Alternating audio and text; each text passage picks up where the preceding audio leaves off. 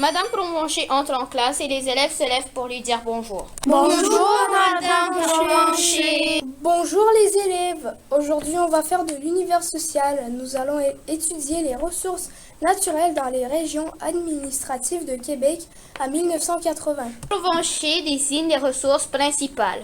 Maintenant, sortez vos cahiers en temps et lieu à la page 23 et répondez aux questions 5 et 6. Les élèves se lèvent et prennent tous en temps et lieu et font leurs recherches.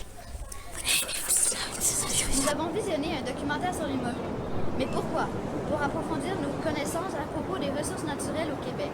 En le regardant, nous avons appris que plusieurs personnes vivaient de la pêche à la morue en Gaspésie en 1939.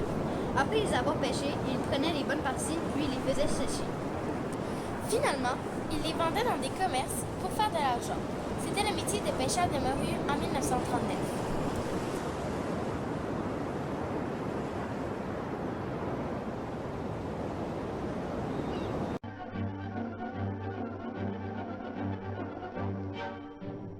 On n'est pas trop de 2 pour les pièces de plus de 50 livres. Pauvre morue. Mais heureux morutier. La morue de l'Atlantique. Une morue d'Atlantique mesure 40 à 50 cm au bout de 4 à 5 ans. Entre 8 à 12 ans, une morue mesure 50 à 90 cm. Elle tolère des températures comprises entre 0 à 19 degrés.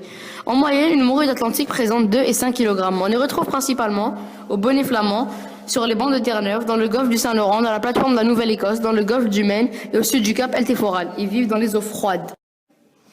La morue a toujours occupé une place d'importance dans les marchés d'alimentation et la gastronomie d'Atlantique du Nord. La surpêche et la pêche intensive faite par différentes nations sur plusieurs décennies est sans doute la cause principale de son déclin et de son statut d'espèce menacée. Exploitée depuis 5 siècles, la morue de l'Atlantique a nourri des générations. Les géantes morues de 100 kg ont disparu. La situation paraît même irréversible pour certains stocks. Malgré l'adoption d'un moratoire en 1992, les populations de bons canadiens de Terre-Neuve continuent de décliner.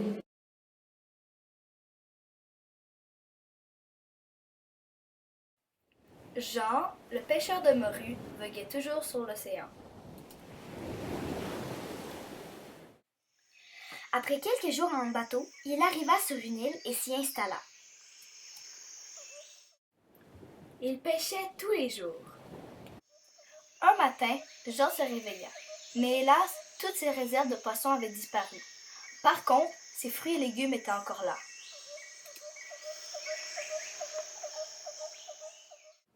Alors, Jean alla pêcher. À la fin de la journée, il revint avec des tonnes de poissons. Cette fois-ci, avant d'aller dormir, il mit les poissons dans une boîte d'écorce. Le lendemain, la boîte n'y était plus. Un jour, une énorme tempête est venue tout saccager. Ce jour-là, Jean comprit que si ces poissons disparaissaient mystérieusement, ce n'était pas une bête. La tempête, elle, n'était pas seulement le hasard de la météo. C'était Dame Nature de l'océan qui le punissait d'y enlever ses habitants.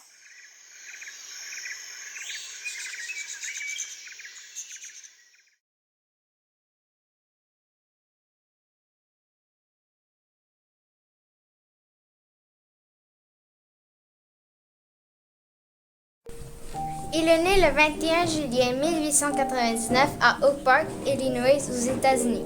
Après avoir reçu son diplôme en 1917, il devient journaliste. Il a marié Ellie Richardson et s'installe avec elle à Paris. En 1926, il a publié son premier roman, Le Soleil se lève aussi.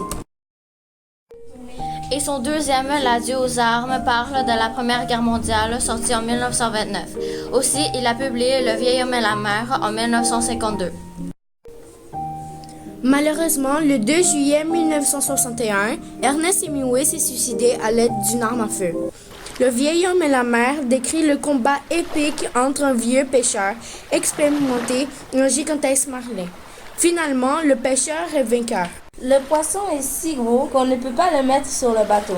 Il est donc obligé de le laisser dans l'eau, attaché à sa barque. Le reste du livre nous raconte l'aventure de Santiago, le vieil homme et le marlin.